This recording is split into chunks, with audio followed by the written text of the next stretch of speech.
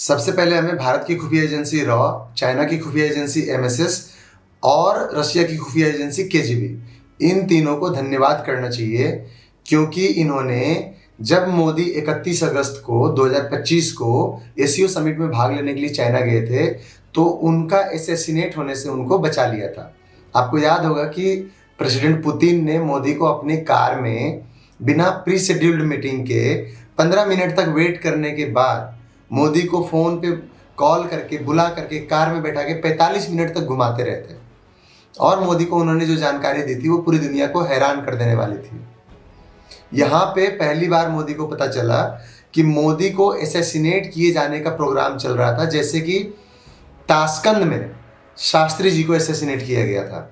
Tashkent में लाल बहादुर शास्त्री जो थे उनको मारा गया था सीआईए के द्वारा, सीआईए के एजेंट्स के द्वारा, एंड ब्लेम किया गया था रशिया पे, ताकि भारत और रशिया के बीच में जो रिश्ते बहुत ही मजबूत थे एक ज़माने से, वो रिश्ते हमेशा के लिए कमज़ोर पड़ गए।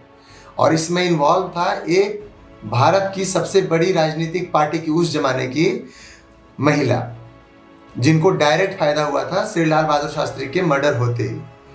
मैं हूं कौशलेंद्र कुमार और आज मैं ऑपरेशन 37 के बारे में बताने जा रहा हूं, जिसका सोल पर्पस मोदी को एसेसिनेट करना रहा है। और अभी ये कंप्लीट नहीं हुआ है और अभी ये ख़त्म भी नहीं हुआ है। मतलब मोदी को एसेसिनेट करने के लिए डीप स्टेट ने एक ऑपरेशन लॉन्च किया हुआ है, जिसके तहत मोदी को एलिमिनेट कर देना है आने वाले 12 महीनों में। और इस ऑपरेशन का नाम दिया गया है ऑपरेशन 37। अब आप सीधे स्टार्ट कीजिए 31 अगस्त 2025 से। मोदी जी एसीओ समिट में भाग लेने के लिए चाइना जाते हैं। वहाँ पे प्रेसिडेंट पुतिन मोदी का इंतजार करते हैं 10 से 15 मिनट तक अपनी कार में बैठ करके। मोदी को फ़ोन करके कार में बुलाया जाता है, पुतिन के कार में। पुतिन का कार एक चलता फिरता फोर्ट्रेस है, एक किला है। उसमें 45 मिनट तक मोदी को बिना शेड्यूल्ड मीटिंग के घुमाते रहते हैं। उसके बाद वो मोदी को जो जानकारी देते हैं उसके बेसिस पे मोदी जी एक्शंस लेते हैं, वहाँ से निकलते हैं और उसके बाद आगे की प्रक्रिया शुरू हो जाती है। यहाँ मैं धन्यवाद देना चाहूँगा भारत की रॉ जो खुफिया एजेंसी है रॉ को, जो रशिया की खुफिया एजेंसी है, जो बेस्ट खुफिया एजेंसी मानी जाती है दुनिया की, केजीबी को, और सिमिलर है जो कि चाइना की खुफिया एजेंसी है एमएसएस को, क्योंकि इन तीनों ने मिल करके मोदी मर्डर प्लान जो था उसको एग्जीक्यूट होने से किसी तरह से मोदी को बचा लिया। तो पहले आप इसमें कड़ी जोड़ना शुरू कीजिए कि ये सब चल क्या रहा है, कैसे यहाँ तक ये सब पहुँचा और क्यों ये लोग मोदी को चाइना में क्यों मरवाना चाहते थे। देखिए, जब तक भारत चाइना के रिश्ते अच्छे नहीं थे तब तक किसी को कोई दिक्कत नहीं थी, सब हंसी खुशी जी रहे थे। जैसे ही भारत के रिश्ते चाइना के साथ अच्छे होने शुरू हुए, कुछ कंट्रीज या यूँ बोला जाए कि कुछ एजेंट्स या कुछ जैसे डीप स्टेट्स होते हैं, सीआईए होते हैं, इनकी पेट में मरोड़ उठना शुरू हो गया। एक तो ये पहले ही राष्ट्रवादी नेताओं को हटाना चाह रहे हैं सीन से। राष्ट्रवादी नेताओं में मोदी आते हैं, शी जिनपिंग आते हैं, पुतिन आते हैं, ट्रंप आते हैं, शिंजो अबे आते थे, शिंजो अबे को ये लोग एलिमिनेट कर चुके हैं, शेख हसीना आती थी, शेख हसीना को ये लोग सीन से हटा चुके हैं। मतलब जितने भी राष्ट्रवादी नेता इस कैटेगरी में आते हैं, इनका प्लान सबको एक एक करके हटा देने का है। और इस पर्टिकुलर मामले में मेरा मानना है कि ट्रंप की जान भी खतरे में हो सकती है। हो सकता है ट्रंप ने इनसे हाथ भी मिला लिया हो, बट ज़्यादातर चांस है कि ये लोग ट्रंप को एक्सेप्ट नहीं करेंगे। और जैसा कि आपने देखा भी होगा कि पहले भी ट्रंप पे गोलियां चल चुकी है, ट्रंप को मारने की कोशिश हो चुकी है। शी जिनपिंग बीच बीच में महीनों के भर के लिए हेल्थ इश्यूज की वजह से सीन से बाहर रह रहे हैं। पुतिन को, जिनको ये लोग रशिया का जार बोलते हैं, उनको एलिमिनेट करने का प्लान 2000 से चल रहा है। तो मतलब ये लोग जो भी राष्ट्रवादी या पावरफुल लीडर आते हैं वो इनकी सिस्टम के लिए खतरा होते हैं, उनको हटाने के लिए लोग प्लान करते रहते हैं, एग्जीक्यूट करते रहते हैं। मोदी को मारने का जो प्लान था वो ताशकंद में इन्होंने जो श्री लाल बहादुर शास्त्री को मारा था, similar kind of plan draw किया गया था। इसमें क्या था कि जैसे ताशकंद में भारत की एक उस टाइम की सबसे बड़ी पॉलिटिकल पार्टी की जो महिला नेता थी, उनके 60 गार्ड से शास्त्री जी को इन्होंने असैसिनेट किया और उसके बाद उस पर कोई जांच नहीं बैठाई गई। एंड उसके बाद तुरंत ही जो महिला नेता इनके साथ मिल करके ये सब प्लान की थी वो बाद में प्रधानमंत्री बनते हुए पाई गई। मतलब ये सब चीज़ें तुरंत चेंज हो गया भारत में। यही चीज़ें मोदी जी के साथ करना चाह रहे थे एसीओ समिट में, कि मोदी को जब शास्त्री जी का मर्डर हुआ तो इन्होंने सारा ब्लेम रसिया पे डाला था, ताकि रसिया के साथ भारत के रिश्ते जो अच्छे चलते आ रहे थे वो किसी तरह से खराब हो जाए। हालांकि ऐसा हो नहीं पाया बाद में। वही काम ये लोग अभी चाइना के साथ करने वाले थे। मोदी का मर्डर करना था चाइना में, उसके बाद सारा ब्लेम चाइना पे डालना था, और डीप स्टेट या CIA जो ये काम करवा रही थी वो सफेद बच के निकल जाती।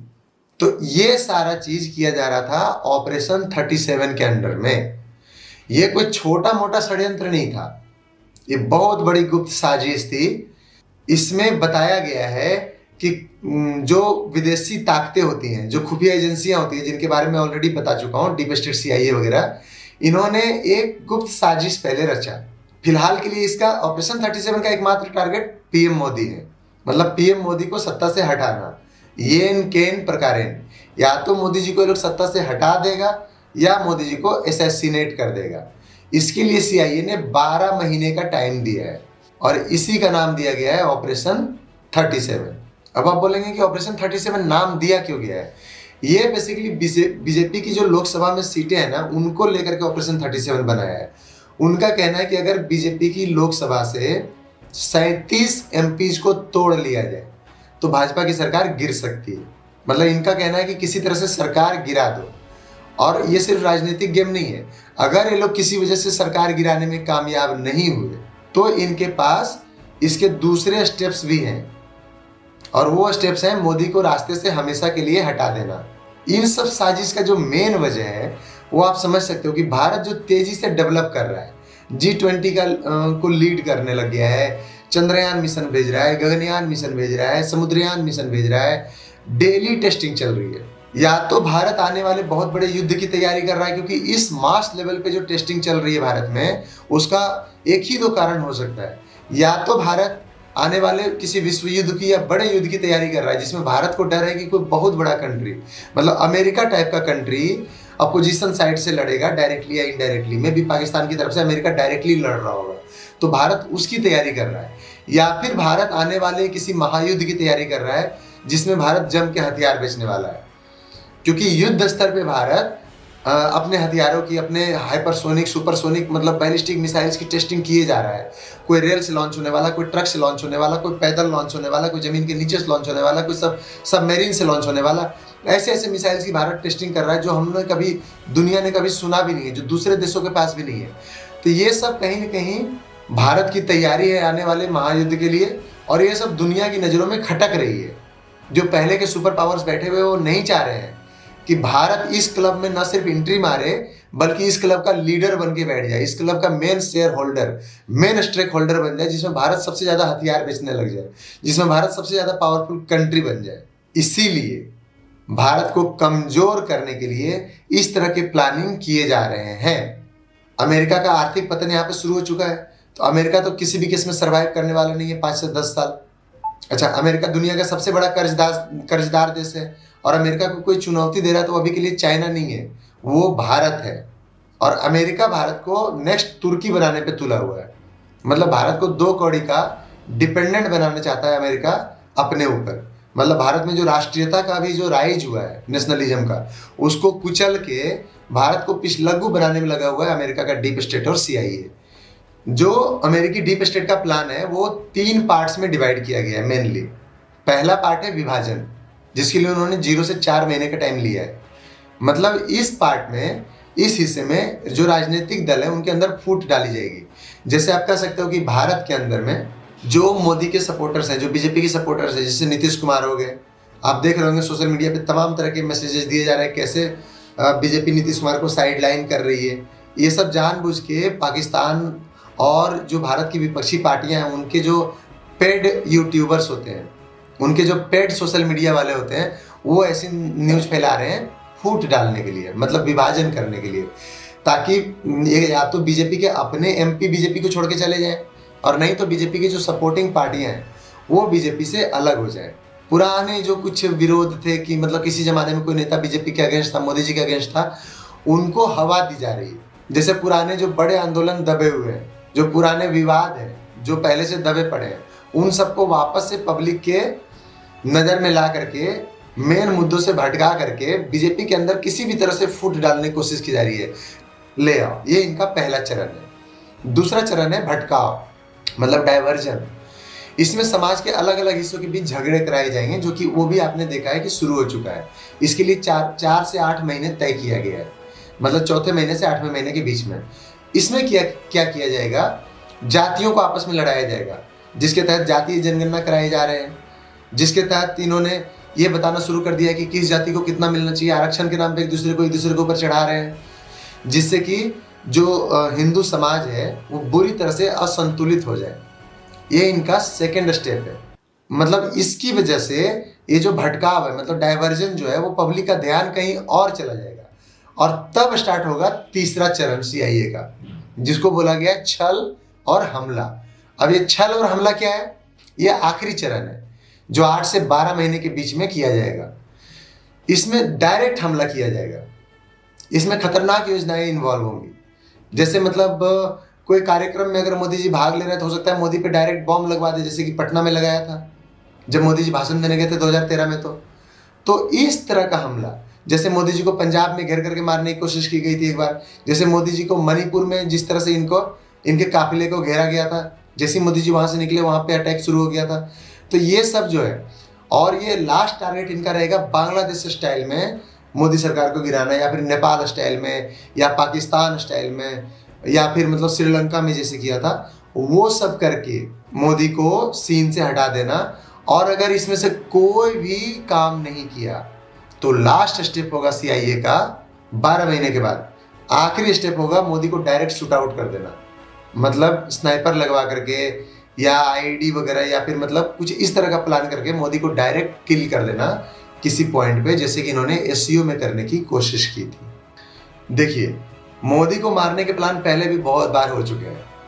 अगर हम स्टार्ट करें तो 2002 में स्टार्ट हुआ था कि मोदी को जो गुजरात के दंगे हुए हैं उसमें इसको निपटा देना है, वो सक्सेसफुल नहीं हो पाए।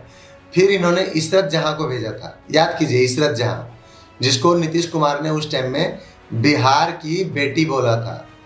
वो इशरत जहां जो मोदी को मारने के लिए स्पेशली ट्रेंड करके भेजी गई थी, नहीं निपटा पाई। किस्मत के साथ मोदी फिर से बच गए। फिर आया कसाब, जिसका असली टारगेट मोदी था, पर फिर वो प्लान एग्जीक्यूट नहीं हो पाया, तो 26/11 करवा दिया और उसको हिंदू आतंक के नाम पे बेचने की कोशिश की गई, जो कि भला हो उस टाइम के हवलदार तुकाराम का, जिन्होंने 34 गोलियां खाने के बाद भी कसाब को जिंदा गिरफ्तार कर लिया। और फिर पता चल पाया कि ये सब मोदी को मारने की साजिश थी, और अगर नहीं मार पाया था तो फिर ये लोग हिंदू आतंक को बढ़ाने की कोशिश की गई थी, जिसके लिए पहले से ही बुक लिखवा रखा था दिग्विजय सिंह ने, उस टाइम का जो मतलब पहले के जो मुख्यमंत्री रहे थे मध्य प्रदेश के। और फिर इन्होंने किताब का विमोचन भी तुरंत करवा दिया अटैक के अगले 1 ही 2 दिन के भीतर में। वहां भी मोदी को निपटाने का प्लान इनका फेल हो गया। फिर आया भीमा गांव का साजिश, जहां मोदी को राजीव गांधी स्टाइल में मारने के प्लान पकड़े गए। फिर आया MH17 मलेशियाई प्लेन का जो को उड़ाया था इन लोगों ने, बेसिकली उसी प्लेन के पीछे मोदी का प्लेन चल रहा था, और इन्होंने अटैक तो मोदी के प्लेन को किया था उड़ाने के लिए, बट समहाउ इनका मिसाइल MH17 जो मलेशियाई प्लेन जा रहा था उसको हिट कर गया और उसको उड़ा दिया, और किस्मत की वजह से मोदी एक बार फिर से बाल बच गए। फिर आया अगला जो है वो पंजाब में फ्लाईओवर पर जब मोदी को घेरा गया। यहाँ पे एक बात मेंशन करने योग्य है और उसको याद रखिए, जब भी कोई सुपर VVIP पर्सन गुजरते हैं किसी रूट से, तो उसकी जानकारी बहुत ही हाई लेवल के ऑफिशियल्स को केवल होती है, जैसे DIG लेवल के बंदे को, मुख्यमंत्री को। उसके अलावा नॉर्मल लोगों को थोड़ा भी नहीं बताया जाता कि कौन आ रहा है, कैसे आ रहा है, कब आ रहा है। उनको बस यूं बताया जाता है SP DSP वगैरह को कि इस एरिया से VIP लोग गुजर सकता है, और 2-3 एरिया में उनको खड़ा कर दिया जाता है ताकि उनको पता नहीं चले किस एरिया से जाएगा, और जिस एरिया से जाएगा वो सिर्फ IG DIG लेवल के बंदे को पता होता है। इसके बावजूद पंजाब में जब मोदी रैली करने जा रहे थे पाकिस्तान के बॉर्डर के नियर बाई एरियाज में, तो इनके काफिले को घेरने के लिए सो कॉल्ड जो किसान लोग थे, किसान के नाम पे जो भी रहे होंगे, वो पहले से ही वहां पे खड़े थे। अब सवाल ये उठता है कि उनको पता कैसे चला कि मोदी इसी रास्ते से गुजरने वाले हैं, क्योंकि ये तो सिर्फ हाई लेवल के ऑफिशियल्स को पता होता है। आप समझ सकते हो कि प्लान जो है कितना गहरा था। मतलब वो पहले से ही उस रूट पे खड़े थे, मोदी को फ्लाईओवर पे घेरा गया ताकि मोदी कहीं भाग भी नहीं सकते हैं, और वो एरिया पाकिस्तान के किसी भी मिसाइल के रेंज में था, छोटे मोटे मिसाइल की रेंज में। मतलब अगर पाकिस्तान अटैक करता तो मोदी का बचना वहाँ पे इम्पॉसिबल हो जाता। किसी भी तरह का घेरा या सिक्योरिटी मोदी को तुरंत नहीं बचा सकती थी। उसके बाद आया मणिपुर वाला। याद कीजिए कि विपक्ष के नेता कितना चिल्ला रहे थे लोकसभा में कि मोदी मणिपुर क्यों नहीं जाते, मोदी मणिपुर क्यों नहीं जाते, वगैरह वगैरह। जब कई महीने बाद मोदी मणिपुर पहुंचे, तो जहां पे मोदी मणिपुर में पहुंचे थे, वहां से जैसे ही मोदी हटे, उसके थोड़ी देर में वहां पे अटैक शुरू हो गया। मतलब अगर मोदी कुछ देर और रुकते तो हो सकता है मोदी के ऊपर जानलेवा हमला उसी टाइम हो सकता था। तो मोदी को मारने की इतनी सारी साजिशें चलती आ रही है। और जब आप लिंकिंग करेंगे, कड़ी जोड़ेंगे, तो आपको समझ में आने लग जाएगा कि इस कड़ी में जो लास्ट स्टेप था, लास्ट तो नहीं बोलेंगे, अभी तक का जो आखिरी स्टेप था, वो था एससीओ में मोदी को एलिमिनेट करना। मोदी जी कई बार अपने मुंह से ये बात बोल चुके हैं कि ये लोग मुझे रास्ते से हटाने के लिए किसी भी लेवल तक जाएंगे। तो मोदी की बातें सुनने के बाद लोगों को लगता है, लोग इस कान से सुनते हैं, उस कान से निकाल देते हैं। भारत के लोगों को तो फर्क ही नहीं पड़ता बहुत ज़्यादा। हमारे यहाँ तो लोग भूलने में विश्वास रखते हैं, फॉरगिव एंड फॉरगेट। मतलब यहाँ पे होना चाहिए था कि फॉरगिव बट डोंट फॉरगेट, लेकिन लोग फॉरगिव भी कर देते हैं, फॉरगेट भी कर देते हैं। श्री लाल बहादुर शास्त्री की हत्या का मर्डर जब करवाया, तो जिन्होंने करवाया उन्हीं लोगों को भारत की जनता ने प्रधानमंत्री बना दिया आने वाले समय में। एक बार के लिए भी हिसाब नहीं मांगा जनता ने कि भाई जिस रसोइये ने उनको जहर दे के मारा है, उस रसोइये को तुम पैसे कैसे दे रहे हो पाकिस्तान भेजने के बाद। मतलब इसमें जो भारत की सबसे बड़ी राजनीतिक पार्टी की फैमिली थी, वो डायरेक्ट इन्वॉल्व रही है, सभी को पता है। बट इसके बावजूद किसी ने कुछ नहीं किया। चलो किस्मत ने साथ दिया और वो राजनीतिक पार्टी बर्बाद होते हुए आज मजाक का पात्र बन गई है। ये एक अलग कहानी है। तो ये सब हमले मोदी पे किए गए हैं और अभी आने वाले समय में और भी ये हमले तेज होंगे और ज़्यादा शार्प होने वाले हैं, प्रिसाइज होने वाले हैं। और ऐसे में मोदी की सिक्योरिटी एजेंसीज, हमारे रॉ और मे भी कुछ फॉरेन एजेंसीज भी शायद हमें मदद करें और मोदी की किस्मत पे ही भरोसा करके चला जा सकता है। तो ये सारे प्रोजेक्ट्स रहे हैं मोदी को असैसिनेट करने का। और हर एक प्रोजेक्ट के बाद जब मोदी बच गए, तो विपक्ष ने और डीप स्टेट के लोगों ने, डीप स्टेट ने जिन मीडिया के लोगों को पाल रखा है, जिसको आप डॉगी मीडिया कह सकते हैं, तो वो जो डॉगी मीडिया है डीप स्टेट का, उन लोगों ने इन सारे आरोपों को अपने तरीके से खंडित किया, क्योंकि वो पेड है। डीप स्टेट के, सोरोस फाउंडेशन के जो पेड डॉगी है, जो डॉगी मीडिया है, वो इन सारे बातों को झुठलाने की कोशिश करते रहते हैं। जो पटना वाली हुंकार रैली हुई थी, उसमें मोदी के स्टेज के नीचे का बॉम्ब तो नहीं फटा था, लेकिन पटना में कई सारे लोकेशंस पे ढेर सारे बॉम्ब फट गए थे, जिसमें 6 लोगों की मौत भी हुई थी, 80 से अधिक लोग घायल हुए थे। रैली पर भारी भीड़ जुटी हुई थी और धमाके हुए थे पटना जंक्शन पे, फ्रेजर रोड पे और मैदान के अगल बगल के एरियाज में। पूरे एरियाज में अफरा तफरी मच गई थी। जांच एजेंसियों के अनुसार ये हमला इंडियन मुजाहिदीन और students Islamic movement of India जो है सिमी, इन सब के द्वारा करवाया गया था, जो गजवा या हिंद की विचारधारा से उस टाइम में प्रेरित था। और इसमें सीआईए का इनडायरेक्ट रोल पाया गया था। डॉगी मीडिया ने क्या किया, इसको 2002 का जो गुजरात में दंगा हुआ था उससे कनेक्ट किया कि उस दंगे का बदला लेने के लिए ये लोग मोदी को मारना चाहता था। मतलब देखिए डॉगी मीडिया जो है वो कैसे जस्टिफाई करता है मोदी के मारने के प्लान्स को हर बार। ये सारे पायलट प्रोजेक्ट रहे हैं सीआईए के। मतलब ये सब ऐसे रहे कि चलो करके देखते हैं चलता है कि नहीं चलता है, चलता है कि नहीं चलता है। अगर नहीं चलेगा तो इससे कुछ बेटर प्रोजेक्ट लेकर के आएगा। फिर यही था जो मैंने अभी डिस्कस किया, इशरत जहां वाला केस। इशरत जहां एक सुसाइड बॉम्बर थी। इशरत जहां को ट्रेनिंग दिया गया था मरने का, मतलब सुसाइड बॉम्बर की तरह मोदी को कहीं अगल बगल में जाके फट जाने का। 15 जून 2004 को अहमदाबाद की पुलिस ने जब इशरत जहां का इनकाउंटर किया था, उसके साथ और भी लोग इन्वॉल्व थे, तो इसको कांग्रेस सरकार ने जानबूझ करके मोदी पे ब्लेम डालने की कोशिश की और मोदी को फंसाने की कोशिश की थी। हालांकि बाद में जांच में क्लियर कट साबित हो गया था, जो कि डेविड हेडली ने भी बोला था कि इसमें मतलब सीआईए का इनडायरेक्ट इन्वॉल्वमेंट रहा है और इशरत जहां जो है वो ट्रेंड सुसाइड बॉम्बर थी, जिसको मोदी को मारने के लिए भेजा गया था। इसी तरह 2018 में आईसिस का स्नाइपर प्लॉट जो था गुजरात की एटीएस की चार्जशीट में सामने आया, जहां आईसिस के ऑपरेटिव्स ने मैसेजिंग ऐप पर मोदी को स्नाइपर राइफल से उड़ा दे, इस तरह की बातें करते हुए पाए गए थे, जो गजवा हिंद को मजबूत करने का एक और प्लान था उनका। 1 जनवरी 2018 को पुणे में भीमा कोरेगांव वाला जो केस हुआ है, उसमें एल्गार परिषद इवेंट के बाद झड़पों में भी जो माओवादी साजिश हुआ था, उसको भी इसी तरह के प्लॉट से कनेक्ट करके बाद में जांच एजेंसियों ने बताया था, जहां 19 आरोपी, जिसमें कई सारे बुद्धिजीवी लोग भी थे, कार्यकर्ता भी थे, वो सब मोदी की हत्या के प्लॉट में इन्वॉल्व पाए गए थे। राजीव गांधी स्टाइल में रोड शो के दौरान मोदी को टपका देने का प्लान था। एनआईए ने दावा किया था कि माओवादी लेटर में मोदी को मारने की योजना थी, जो गजवाए हिंद को हिंदू माओवादी विभाजन से जोड़कर भारत को कमजोर करने का एक हिस्सा था।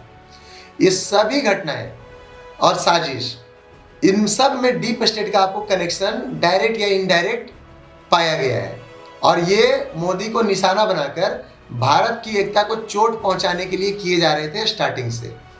लेटेस्ट में इनका जो टारगेट था वो था संघाई वाला। संघाई वाले में एक और इम्पॉर्टेंट बात है जो मैं बताना चाहूँगा, और ये सबसे इम्पॉर्टेंट है। 31 अगस्त 1 सितंबर तक मोदी एससीओ समिट में भाग लेने के लिए चाइना गए हुए थे। वहाँ पे पुतिन प्रोटोकॉल तोड़ते हुए 15 मिनट तक वेट किया, उसके बाद 45 मिनट तक मोदी को अपने जो फोर्ट्रेस था उसमें बैठा करके उनसे डिस्कशन किया। अब आप समझिए, पुतिन जो है वो खुद केजीबी के मतलब टॉप पे रह चुके हैं, केजीबी के जासूस रह चुके हैं। आप जब पुतिन चलते हैं तो उनका भाव भंगिमा देखिए, उनका राइट हैंड हमेशा कमर पे रहता है, मतलब पिस्तौल पे। पुतिन हमेशा पिस्तौल टच करने के लिए अपने हाथ को रेडी रखते हैं, क्योंकि वो उनको वैसे ट्रेनिंग दी गई है। और पुतिन जो है वो केजीबी के इंटेल को, जो खुफिया एजेंसी की इंटेल होती है, उन पर बहुत ज़्यादा फोकस करते हैं। तो वैसे में अगर पुतिन मोदी को बता रहे हैं अपनी कार में बैठा करके कि मिस्टर मोदी एक बहुत बड़ी समस्या है, अमेरिका और सीआईए आपके खिलाफ एक विशाल साजिश रच रही है, जिसमें आपका मर्डर करना मतलब इन्वॉल्व है, ताशकंद में जैसे लाल बहादुर शास्त्री जी के साथ हुआ था, और आपको एलिमिनेट करने का ये इनका फुल प्रूफ प्लान है। तो ये चेतावनी वैसे समय पे पुतिन देते हैं जब अमेरिका का जैक्सन उसी टाइम में अमेरिका का जैक्सन मरा हुआ पाया जाता है ढाका में। यहाँ पे आपको जानना जरूरी है कि ये जैक्सन जिसको मोदी को मारने के लिए सीआईए ने भेजा था, वो जैक्सन कौन था? तो देखिए, कर्नल टेरेंस अर्वेल जैक्सन अमेरिकी खुफिया एजेंसी का मास्टरमाइंड है, जो न केवल मोदी सरकार को अस्थिर करने में एक सेंट्रल रोल निभा रहा था, बल्कि गजवाए हिंद जैसी विचारधारा को दक्षिण एशिया में फैलाने के लिए भी जिम्मेदार माना जाता है। 50 साल का अमेरिकी स्पेशल फोर्सेज का अधिकारी जैक्सन, जो रिटायरमेंट के नज़दीक था, पता नहीं उसको कितने पैसे ऑफर किए होंगे सीआईए ने, अप्रैल 2025 में वो बांग्लादेश पहुंचा। उसका मेन ठिकाना ढाका था।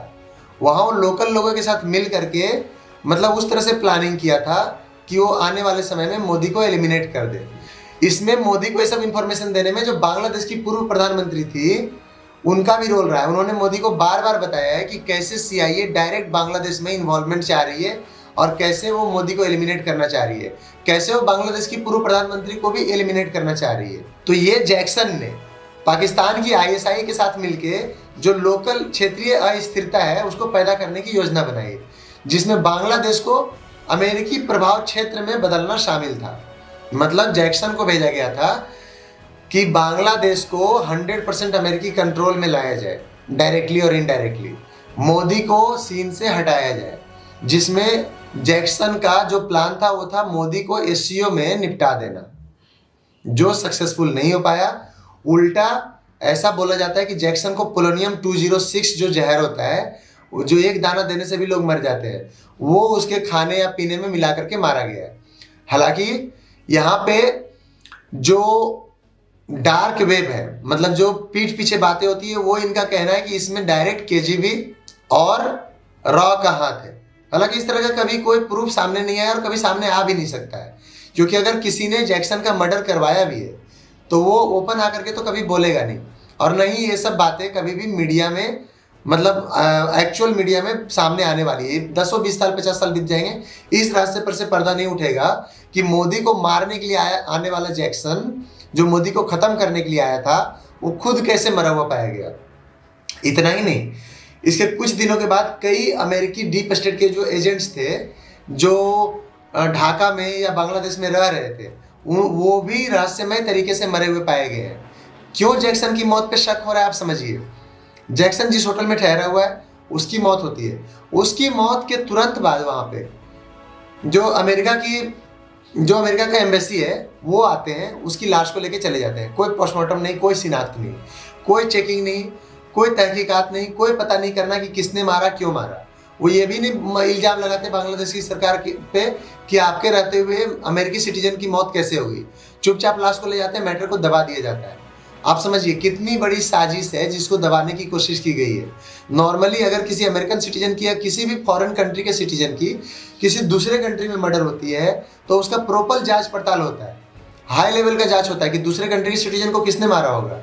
यहाँ पे अमेरिका की CIA का एजेंट जो है जैक्सन मारा हुआ पाया जाता है और उसकी कोई जांच नहीं करवाती है अमेरिकी सरकार, चुपचाप उसको साइड हटा देती है, क्योंकि ये डायरेक्ट प्लान था मोदी को निपटाने का और अमेरिकी सरकार नहीं चाह रही थी कि ये सब बातें किसी भी तरह से मीडिया में आए। वो लोग अपने डॉगी मीडिया को, जिनको वो लोग कंट्रोल करते हैं, George Soros and company, deep state, उनके थ्रू इस मामले को तीतर बितर करवा दिए, मतलब इस पर कोई डिस्कशन ही नहीं होने दिए। मैं आशा करता हूँ कि आपको मोदी को मारने का जो प्लान है, जो ऑपरेशन 37 है, उसके बारे में थोड़ी बहुत या ठीक ठाक इन्फॉर्मेशन अभी तक मिल चुकी होगी। आपको ये वीडियो कैसा लगा कमेंट्स में ज़रूर बताइए। Thank you.